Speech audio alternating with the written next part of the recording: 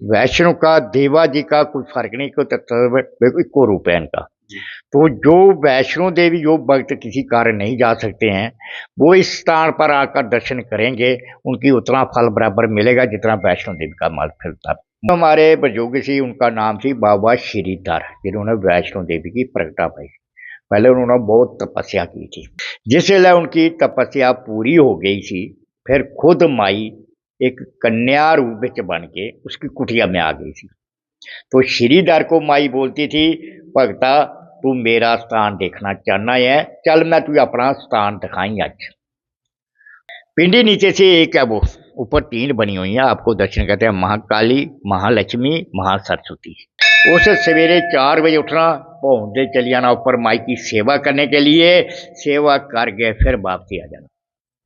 तो 12 साल 9 महीने के बाद ये माई का स्थान सी, ये जमीन फट गई, तो माई पूरे अस्त्र शस्त्र लेके माई परायमान हो। सत्य कहेंगे, सत्य लिखेंगे, सत्य चलेंगे। अगर आप माँ वैष्णो देवी के दरबार में आ रहे हैं और आपकी ये एक चाहत है कि आप माँ वैष्णो देवी के संपूर्ण यात्रा करना चाहते हैं, तो आपको जो पहला दर्शन कोल कंदोली और दूसरा दर्शन जो है वो देवा माई का आता है। इस वक्त हम मौजूद हैं माँ वैष्णो देवी के देवा माई मंदिर में, जो कि कटरा से मात्र 6 किलोमीटर की दूरी नमाई गांव में स्थित है। और इस मंदिर की मान्यता ये है कि जो भक्त माँ वैष्णो देवी के दरबार में जाने में असमर्थ हैं, वो वहाँ तक नहीं पहुँच पाते हैं, तो वो यहाँ पर इजीली अप्रोच के साथ यहाँ पर पहुँच सकते हैं और माँ वैष्णो देवी के दरबार की जो हाजिरी है वो इस मंदिर के थ्रू यहाँ पर लगा सकते हैं। इस चीज़ के पीछे क्या तथ्य है कि वाकई में ये जो भक्त जो असमर्थ हैं माँ वैष्णो देवी के दरबार में, वाकई में उनकी हाजिरी इस मंदिर में लगती है, इसके पीछे तथ्य क्या है। हमारे साथ इस मंदिर के पुजारी जी मौजूद हैं, इनसे हम बात करेंगे, इनसे पूछेंगे कि ये इस मंदिर का इतिहास क्या है और इस यात्रा का हिस्सा, माँ वैष्णो देवी की यात्रा का हिस्सा ये मंदिर कैसे बना। पुजारी जी जय माता दी। जय माता दी। संक्षिप्त में आप बताएं कि ये जो देवाबाई मंदिर जो बना हुआ है, भजनों में भी ये गाया गया है कि पहला दर्शन कोल कंदोली, दूजा देवा माई। तो इसके पीछे का तथ्य क्या है कि जो ये वाकई में सच्ची बात है कि जो लोग ऊपर नहीं जा पाते हैं और उनकी मनोकामना जितनी ऊपर भवन में पूरी होती है माँ वैष्णो देवी के दरबार में, वो यहाँ पर माथा टेकने से हो जाती है। इसके पीछे की कहानी क्या है? मालदा, इसके पीछे कहानी वही वैष्णो का रूप है। जे भी इधर वैष्णो का देवा जी का कोई फर्क नहीं, कोई बिल्कुल इको रूप है इनका। तो जो वैष्णो देवी जो भक्त किसी कारण नहीं जा सकते हैं, वो इस स्थान पर आकर दर्शन करेंगे, उनकी उतना फल बराबर मिलेगा जितना वैष्णो देवी का माल फिरता वो फल मिलेगा उनको। तो ऊपर माई ने पहले हमारे खानदान चो भगत हुई थी श्रीधर जी, जिन्होंने वैष्णो देवी की प्रगटा पाई थी। वो वैष्णो देवी माई त्रेता युग में आई थी। तो जब त्रेता युग के बाद फिर उसके बाद द्वापर आ गया, द्वापर के बाद फिर काली युग आ गया। तो काली युग के बिच पहले वैष्णो देवी का भी किसी को पता नहीं थी। फिर हमारे बुजुर्ग सी, उनका नाम थी बाबा श्रीधर, जिन्होंने वैष्णो देवी की प्रगटा पाई। पहले उन्होंने बहुत तपस्या की थी, पहाड़ों में जंगलों में बैठकर बहुत तपस्या करते थे। जिसले उनकी तपस्या पूरी हो गई थी, फिर खुद माई एक कन्या रूप में बन के उसकी कुटिया में आ गई थी।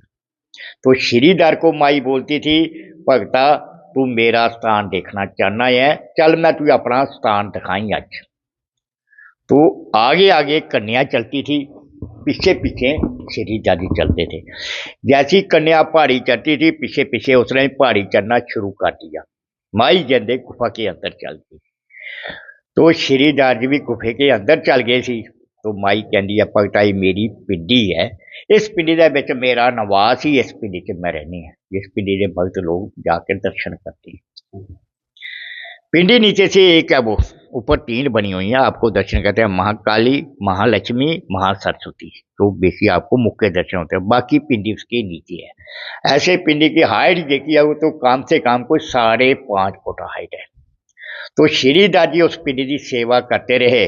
माई उनको भोजन खिलाती थी, इच्छा भोजन, जो मन दे इच्छा करे वही माई उनको भोजन खिलाती थी। कहना नहीं किसी को, जो मन दे विचार आंदा सी तो वही माई उनको गरम गरम भोजन खाती थी। माई के आसे भोजन खाया तो समा भी चुका सी, तो श्री दादी फिर बजुर्ग हो गई सी।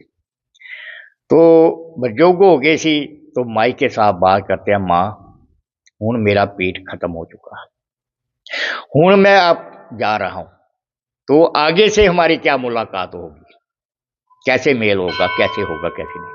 उस वेले फिर माई ने उसको एक वरदान दिता सी। तो वरदान की दिता सी, जा भगता तेरे खानदान च मेरा एक ऐसा भक्त होगा जिसके घर में फिर दोबारा प्रकट होंगी, तो जो आगे मेरी सेवा करेगा वो भी तेरा वंश करेगा, दूसरा वंश नहीं करेगा। इको वंश की माई ने सेवा दी हुई थी। जिसलिए माई ने उसको वरदान दे देता थी, उन्होंने समाधि ले ली।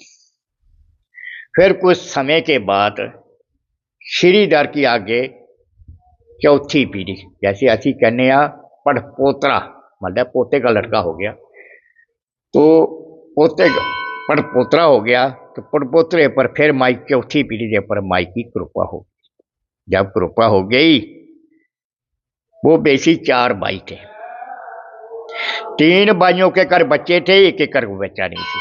जेकर सबसे छोटा सी भाई उनके घर कोई बच्चा नहीं थी, वो उसका नाम थी शामी दास, बाबा शामी दास। बाबा शामी दास उनका चौथी पीढ़ी थी। तो शामी दास के ऊपर जब माई की कृपा हो गई तो ਉਹਦੇ ਵਿੱਚ मन ਦੇ ਵਿੱਚ विचार बदल गया। विचार की बदला है, जे मोह माया घर गृहस्थी इंसान इस जंजाल च फस जाता तो निकलना बहुत मुश्किल हो जाता। जो इस जंजाल से बाहर हो गया वो तर गया, जो फंस गया वो डूब गया। तो साढ़े काटी पुत्र कोई है नहीं ममता च। उन्होंने क्या किया, घर किसी साहब के छोड़कर भाइयों को सौंप कर जंगल में घूमना शुरू किया। जंगल घूमते घूमते वो इस जगह में पहुंच गई। देखो सी घर वाली सी, दोनों जने थे आके एक छोटी सी घास की कुल्ली, जैसे झोंपड़ी के अंदर ऐसे उन्होंने झोंपड़ी बना देती थी। हूँ दोनों जने सी, तो घर वाली कहता मैं माई की सेवा करने जाना ऊपर दरबार दे, तो बह के इतने माई की जोत जगा के इतने माई का ध्यान करना। तो मैं क्या ठीक है। उस सवेरे 4 बजे उठना, भौंदे चली जाना ऊपर माई की सेवा करने के लिए, सेवा कर गए फिर वापसी आ जाना। तो इतने चाली चलते चलते उसने 12 साल 9 महीने माई की सेवा की थी, अप डाउन रोजाना। तो 12 साल 9 महीने के बाद ये माई का स्थान सी, ये जमीन फट गई, तो माई पूरे अस्त्र शस्त्र लेके माई परायमान हो गई। दोनों जीवनों माई के दर्शन किए, चरण धोते, चरमत लिया। फिर माई कहती है भगता हूँ तू मेरा ऊपर का ख्याल छड़ दे, मैं खुद तेरे घर आ चुकी हूँ, जो तू सेवा करनी है मेरी इतने बह के कर हूँ तू मेरी। जिसलिए माई के दर्शन हुए, चरण धोते, चरमत लिया।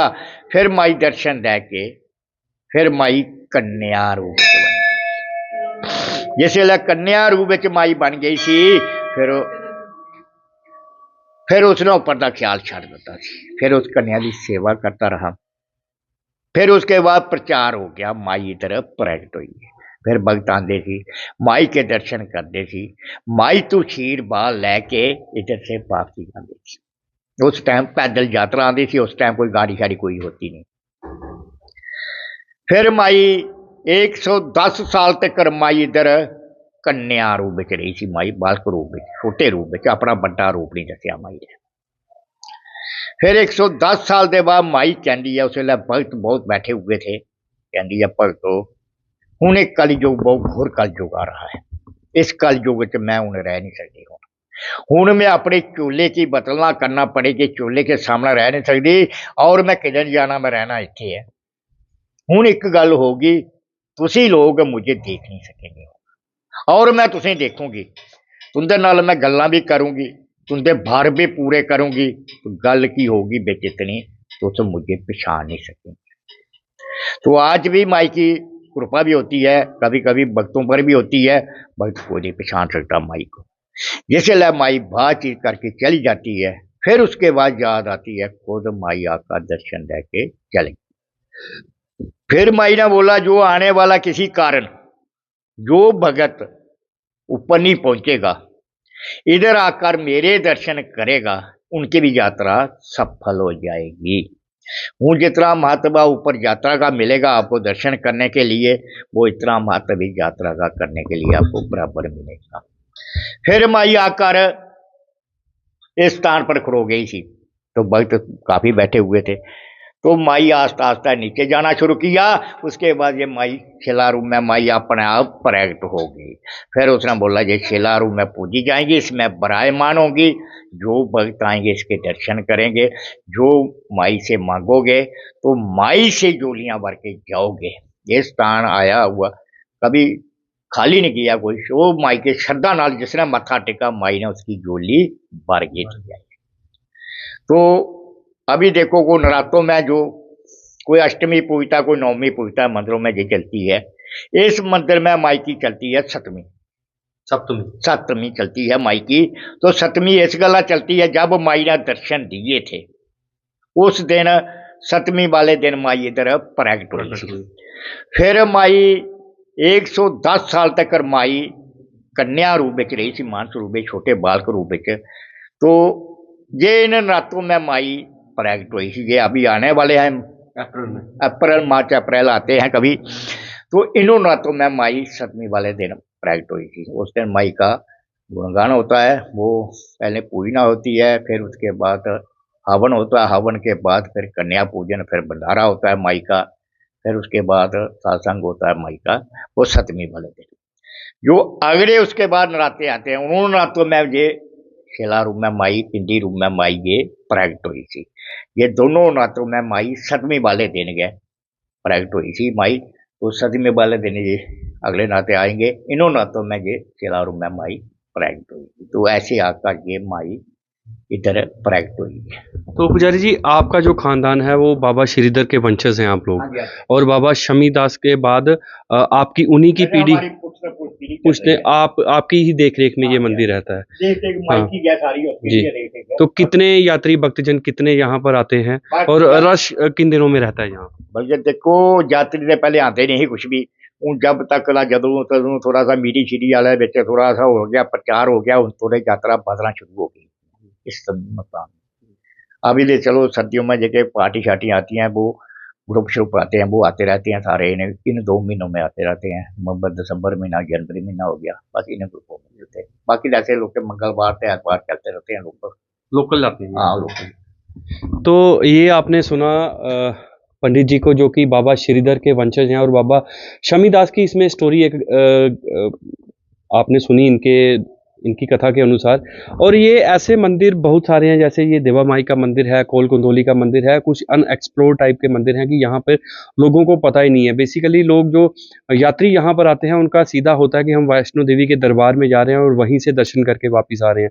और अगर आपको संपूर्ण यात्रा करनी है तो इन मंदिरों में भी आप जरूर आएँ, यहाँ की महत्ता को देखें, यहाँ की हिस्ट्री को इन पंडित जी से सुने, या फिर आप देखें कि किस प्रकार ये पिंडी स्वरूप में माता रानी यहाँ पर कैसे आई, सप्तमी का यहाँ पर क्यों है, और देवा माई मंदिर का यहाँ पर महत्व क्या है। तो आपने ये पूरा वर्णन जो है पुजारी जी से यहाँ पर सुना। वक्त भी यहाँ पर आप देख सकते हैं कि यहाँ पर वक्त भी यहाँ पर आए हुए हैं, बच्चियाँ यहाँ पर आई हुई हैं। आप देख सकते हैं कि यहाँ पर आए हुए हैं ये दर्शन करने ये लोग।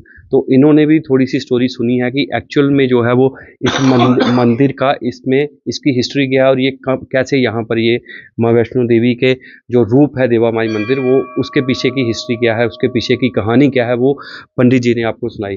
तो ऐसे ही हम आपको बाद में भी माँ वैष्णो देवी से जुड़े हुए जो अनएक्सप्लोर्ड मंदिर हैं उनकी कहानी हम आपको बताते रहेंगे। तब के लिए मुझे दीजिए इजाज़त। मैं हूँ सुशील शर्मा, अपने कैमरामैन सहयोगी मोहन चंद के साथ, दैनिक स्टेट समाचार से कटरा।